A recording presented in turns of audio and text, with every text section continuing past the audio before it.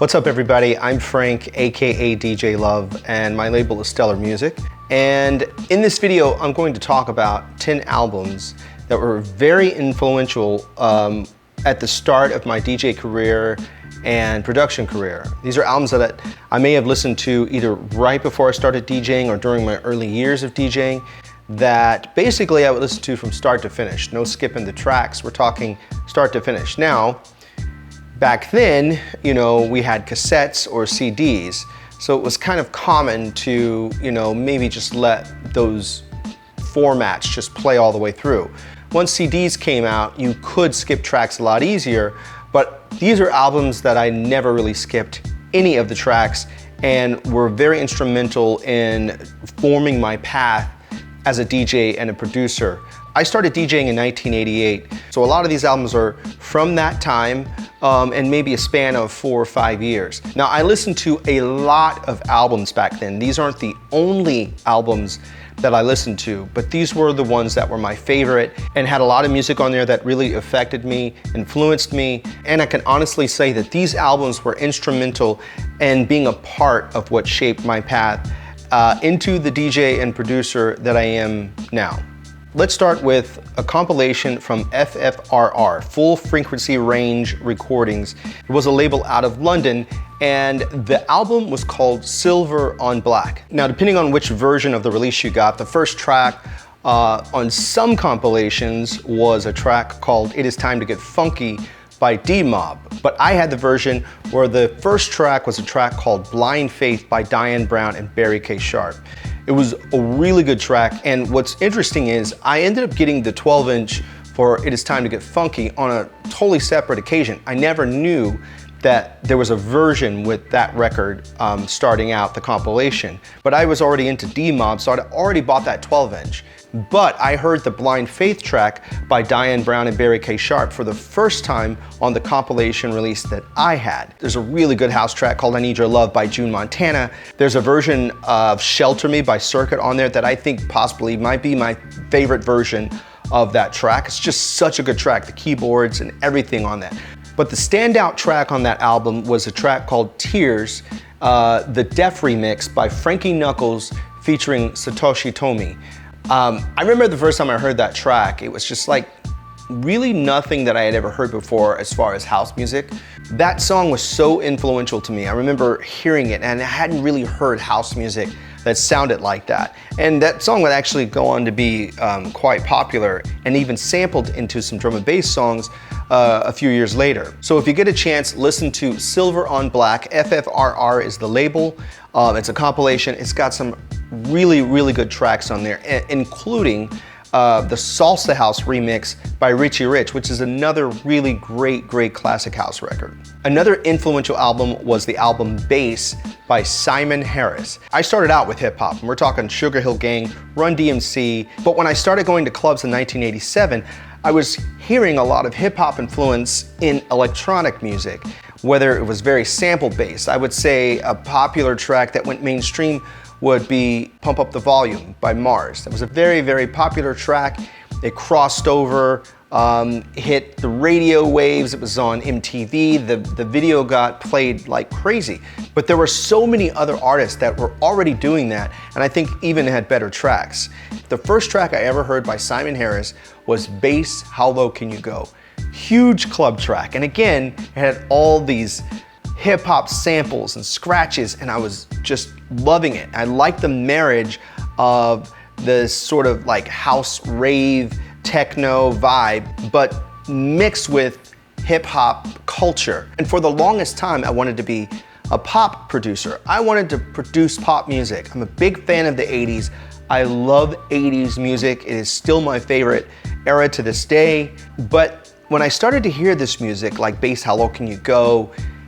I started to realize that the rules that I thought were in place were totally shattered and totally broken. You could pretty much do anything. So when I heard the track, Bass, How Low Can You Go? The first thing I did was I had to buy the 12-inch. And this is in my early days of DJing. And then eventually I got the album. I had the cassette. And so I would listen to this album, and there were so many great tracks on there. We're talking breakbeat, hip hop, house music, reggae. There's a track on there with Asher D and Daddy Freddy. There's a really good house track on there called Pleasure Control. And on the 12-inch, which by the way is also on the FFRR label, the flip side had Monster Jam, another great house track, or a hip house track, if you will. Now, Simon Harris is a DJ producer born in the early 60s in London, and I just became such a huge fan of his. He ended up putting out a lot of breakbeat records, just volumes of breakbeat loops and samples, a lot of very useful stuff that I would use when I produced. He had another really big track called Here Comes That Sound, which is also on this album, Bass. So if you get a chance, check out Simon Harris Bass. A few of his tracks started coming out in 1987. Bass How Low Can You Go came out in 1988, the year that I started DJing. Especially if you like really funky hip hop sample based tracks, which I'm kind of a big fan of. But that album was a huge influence in shaping my path as a DJ. Now, the next album that was very, very influential on me, and I still listen to it to this day, it is the album XL by 808 State. Now, XL actually came out in 1991. This is about 3 years after I had started DJing. They had two albums come out in 88 and 89 before this album. And I actually really liked the previous album that had some really classic tracks on there, but XL really changed a lot for me. It was one of those albums, even today, that I could just put on and actually go to bed to. There's so many great tracks on this. It starts out with the track San Francisco, and then on the second track, it actually has Bernard Sumner from New Order singing the lead vocals. It also came out at a very important time in my DJ career, because 1991 was when I really started to get into the rave scene, and I started to really change my style. 91 was actually during a really important time in music as a whole, because you had the golden era of hip hop happening, you had grunge happening, New Jack Swing was kind of on its way out, and this whole new realm of R&B was coming in. Even like just the alternative rock and the non-grunge stuff that came out during that time was just absolutely amazing. So it was a very, very incredibly exciting time for me as a DJ. In my DJ career, I consider the 90s the most exciting time of my career because of all these sounds that were coming out. And 808 State's album XL was sort of what kicked that off for me. You've got Leo Leo, Lift, which is a really great track I have on 12-inch, Cubic, which is another really great, just banging record I used to play a remix of in my sets back in the 90s. But the standout track for me features Bjork. There's actually two tracks on this album that feature Bjork. One of them is called Oops, and I actually have the 12-inch for that and prefer the 12-inch remix to the version that's on the album, but I do like the album version. But the track that stands out for me on this album is a track called Q-Mart. It's got this really just driving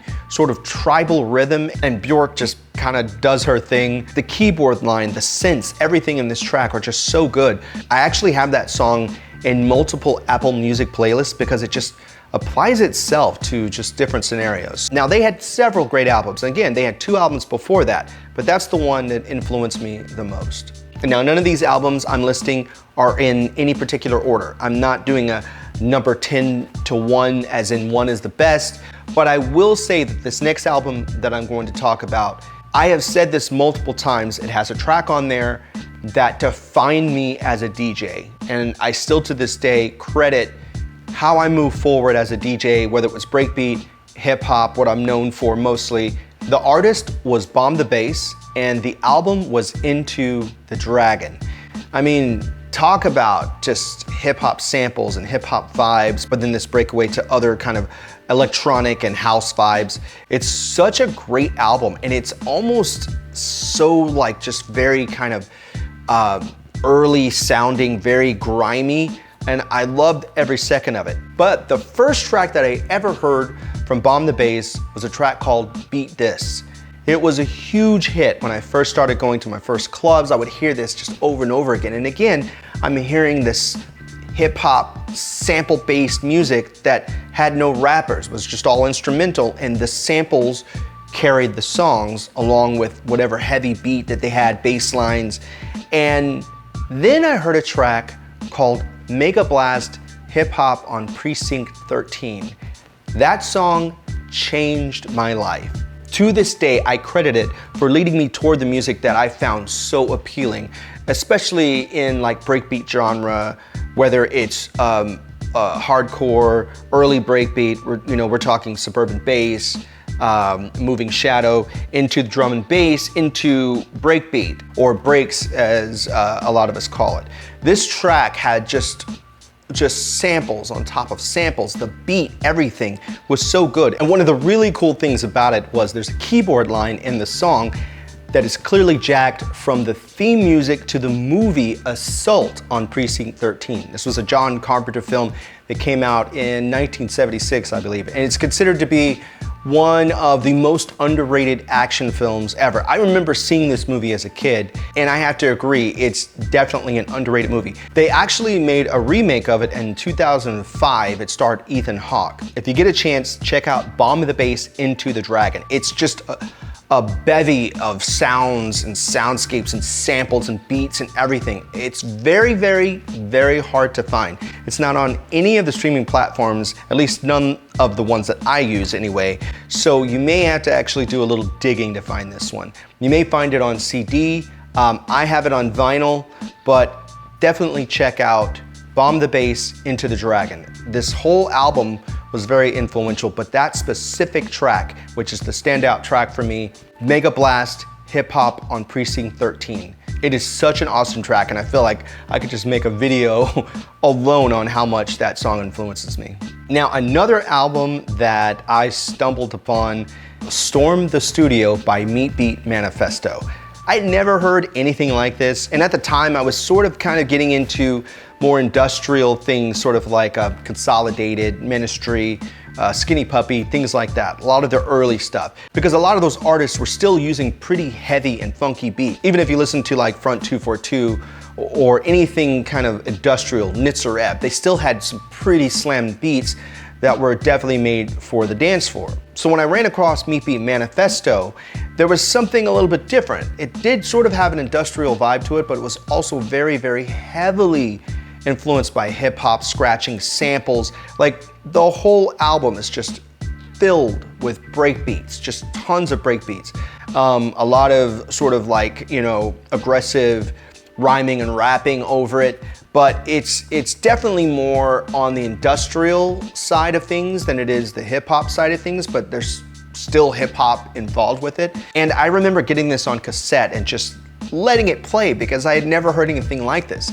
I'm from a small city. I was born in a small city in Oklahoma. So these kind of things just weren't out there. You had to really seek things out or stumbled upon it, or maybe just look at something and buy it and guess that, maybe it might be good. You had to want something different. And I saw this album and I bought it, and to this day, I still will listen to this all the way through. There are 15 tracks on this album, and there are different versions of certain tracks. For example, God O.D., multiple versions of that song, Reanimator, multiple versions of that song, and so on. But of all these different versions of these sections of tracks, the version that I liked was in the Strapped Down section, and it was part 2 of Strapped Down. The beats are so good on it, the vocals and everything. I just really love that track. I will listen to the whole thing, and when that one track comes on, that's the one that stands out the most. So if you haven't yet, check out Meatbeat Manifesto, Storm the Studio. That's actually been quoted to be influential to a lot of producers and artists out there, even today. Another album that I would listen to a lot was an album called BFORD 9. It was by BFORD. I was really into acid house, especially the early hip house and acid house that was coming out of the 80s and the 90s. BFORD 9 came out actually in 1992 when things were really starting to really go more towards the rave. Acid house was becoming a thing of the past, but this particular album still felt like it was current in the time. 1992 was really important for me because I was really into the rave scene by then. I had inadvertently met some people coming through the United States from England, and somehow they got me booked out in LA to do my very first raves ever. So after that, I flew back to Oklahoma, where I used to live, and I threw the very first rave in Oklahoma. And at the time, I was still playing a lot of house music, hip house, and acid house, stuff from the late 80s and early 90s. And even though at the time I was playing more breakbeat type music from Suburban bass like Chrome and Time and Future Assassins, D-Cruise, things like that, I still to this day have a love for classic house music, acid house, and things like that. BFORD is a British producer who was highly influenced by a lot of American house music, especially the Chicago stuff. So this album, I would just put it on and let it play from start to finish. The interesting thing about this album is, as much as I loved it, it wasn't the style of music that I actually played or even to this day played. And I think there's often a misconception that I only like the kind of music that I'm known for DJing for, but that's not true. This album is a very, very good acid house album. And the interesting thing about it is the track that's on there that I like the most happens to be the one with a bit of a broken beat, and it's called Move On. So if you get a chance, check out BFORD 9. Now, as I said, these are albums that influenced me, so it's interesting that this album is one that I listen to the most and I like still to this day, but it really didn't craft the sound that I have, or maybe it did, and I just don't realize it, but I still consider it a very highly influential album because it really was great to hear different sounds and sort of get ideas from those sounds, even though the style of music that I put out was nothing like it. Another hugely influential album and another example of a sound that I didn't really produce or spin, even though I did play some of the 12 inches from this album. It was a British electronic group called LFO. The first album that they put out was an album called Frequencies. It was filled with just good classic techno, sort of, I think it's called bleep techno. It really wasn't the style that dictated what I ended up putting out or producing, but still highly influential. And another album that I still listen to now. I will put this album on and just let it play all the way through. There's so many good tracks on there. Love Is the Message, the track LFO is on there. Just really cool, straight techno electronic album. But the standout track for me is the track LFO. Now there's two tracks on there called LFO. One is actually spelled like the initialism, and then there's one that's spelled out. I'm talking about the one that's actually the initialism, LFO. Every time the album comes on, that's the track that I just, as soon as I hear it, it just like draws me in. So if you haven't yet, check out Frequencies by LFO. I believe it came out in 1991, and it's available on pretty much all the streaming platforms. Now this next album came out before I was even thinking about DJing. When this album came out, I was still thinking about being a pop music producer. The album is Techno Pop by Kraftwerk. This is another album that, again, start to finish, I don't skip any tracks. And I have every Kraftwerk album that's come out. Now there were single tracks that really influenced me by Kraftwerk. Numbers was one of those. Tour de France, especially the remix for Tour de France. But the full album that I liked by Kraftwerk was Techno Pop. It started out with Boing Boom Chuck, the title track, Techno Pop, Telephone Call. But the standout track for me on this album is Music Non-Stop. I mean, just when I say the words, I can hear it playing in my head. Just how they do the beats and electronic sounds on this track are so good. I ended up sampling it in one of my tracks. I think it was Nova 6, which was on my second record. I believe that record came out in, I want to say 1998. I ended up sampling Music Non-Stop and some of the samples from it. But it was very, very influential. So if you haven't checked it out, check out Kraftwerk Techno Pop. And just start to finish, just listen to it from start to finish. It's such a great album. It also reminds me of certain times in my life, especially in the later 80s, like right before I started DJing in 87 and 88, I would listen to that album almost every day. And so even now, I will go back to that album, press play, and not skip a track. Now this next album is definitely a reflection on where I went in the early 90s, which was definitely straight towards the breakbeat sound. And when I say the breakbeat sound, I'm talking about the label Suburban Bass. I was a huge fan of Suburban Bass, especially any of the breakbeat stuff with the hip hop samples, the raga samples. Over on the wall, I have so many records from that label, especially from the early 90s. Some of my favorite groups from that label, Chrome and Time, D-Cruise, Sons of a Loop-de-Loop era, Cubase. They just had some really classic breakbeat tracks, and it was in a way that I had never heard it before. It was such a new thing, and that's what I loved about the early 90s, was this emerging sound, this new sound that was just taking the world by storm, or at least the underground by storm. So Suburban Bass put out a compilation called Sub Bass for Your Face. The compilation kicks off with the anthem Far Out by Sons of a Loop-de-Loop Era, which was just an incredible, massive hit back in the day. You also had groups like Austin, Run Tings, Chromosome, aka Chrome in Time, Cubase with Hardcore Will Never Die, Smart Ease with Sesame Street, Austin, I Get High. A really good track on there was Austin's Unity in Dub. There was just so many great tracks on this record. But the one track that really sticks out for me when I listen to this album is The Rush by Chromosome.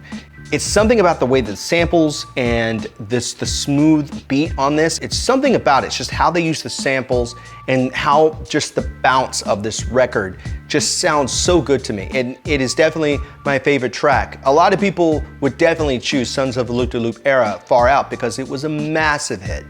But when I listen to the album, the one that just makes me just kind of really groove is The Rush by Chromosome. So if you get a chance, check out Sub Bass for Your Face. It's a compilation from Suburban Bass. You should be able to find it on most streaming platforms, but I know it's available in vinyl and CD, so you might have to do some searching for it, but definitely check it out. Now, the last album on this list is by a group that ended up blowing up way bigger than I ever thought that they would, and that's the Prodigy.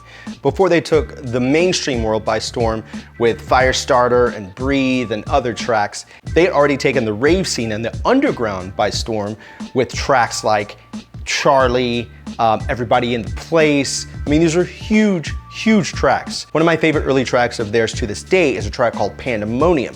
Pandemonium was the second track on the A side of the Charlie single that was released on XL Recordings. What's really interesting is a lot of times when I look up listings for the Prodigy and they list their discography, they seem to leave out this one record, which was What Evil Lurks. This came out in 1991. This was before Charlie came out. It had What Evil Lurks, We're Gonna Rock, Android, which is actually my favorite track on that single, and then Everybody in the Place, sort of the first recording of Everybody in the Place. He would eventually redo that track. But then in 1992, he put out an album called The Experience. There were some singles that had come out that I'd already got my hands on that were on this album, including Fire, Wind It Up. There's actually a remix of Your Love, which was also on the Charlie single. It was on the flip side of the Charlie single, which is also one of my favorite tracks. I tend to like the original version of it over the remix, but this album starts out with a track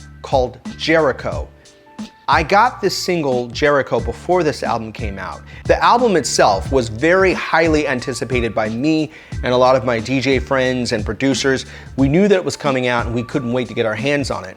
Most of us have the double vinyl version of it. It had so many great tracks on there. It was a Charlie remix, Wind It Up, Hyperspeed, which was G-Force Part 2, but I keep going back to the single that I got right before the album came out, and that track was Jericho. He actually samples one of my favorite hip hop groups, Main Source, as sort of the drum loop in it. And it's just such a really, really good album. I know a lot of people outside of the rave scene and even the dance scene got into them when Firestarter hit the mainstream, especially with the video. I was very fortunate to be able to open for them in the early 90s. It was the Prodigy and Moby, and it's an experience that I'll never forget. But I highly suggest you go back and listen to a lot of their early stuff, before Firestarter, before the album Fat of the Land. Go back and listen to Experience, and also try to seek out some of those early singles like Charlie, Pandemonium, Your Love. They were so good and definitely instrumental on setting me on the path to the DJ and producer that I am now. So thank you for checking out the video. I'm gonna do more videos like this where I talk about a lot of music that influenced me. I plan on talking about records, remixes, and all kinds of things from different genres. It won't just be breakbeat, it won't just be hip hop. There'll be some pop and some rock even, and I will probably more than likely talk about the 80s era quite a bit too. So thank you so much for checking out the video. I go live on Twitch every week with multiple all vinyl DJ sets of different genres. Check it out, it's DJ Love Stellar Music. I'll put the link in the info below, but stay tuned for more videos coming up where I talk a lot more about the music that shaped me as a DJ and a producer.